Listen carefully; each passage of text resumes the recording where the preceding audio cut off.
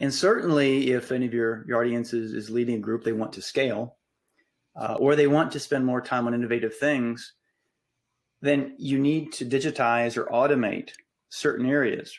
And this is an important point for folks that think Agile and DevOps are just for the propeller heads that are, banging out code. In a world where processes become more automated, that means that the process becomes more programmed if it's rules-based, right?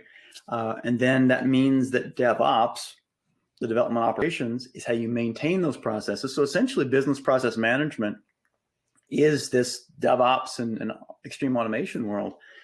And you can lament that, or you can say, fantastic. You can now do in 15 minutes or with 5% of your brain what used to take most of your time. And now you can focus on the good stuff. You can serve that customer better. You can think of a creative idea. You can experiment more, because how many of us say, yeah, this all sounds great, but when do I have time to experiment? I can't take care of yesterday, let alone think about tomorrow. And so the degree to which you can systematize things, and if nothing else, we hopefully take positives from this COVID era. And one of them, especially for those of us that are able to work from home, don't have to be in the front lines all the time, the power of routine. And I know it's a trendy thing out there, but is in a personally getting off the road and being able to add one routine after another just to take care of some things, it's freed up the creativity and the productivity like you can't believe. And I think we can always look at it and say, in your own life, what is it that, in fact, I remember doing a lot of consulting with Cisco on the West Coast during really the glory years for them. And working with their engineering teams, we're trying to put in place controls, documentation, because can you imagine 30 million lines of code and there's an error? How do you chase it? They were building this beast, that ran the internet.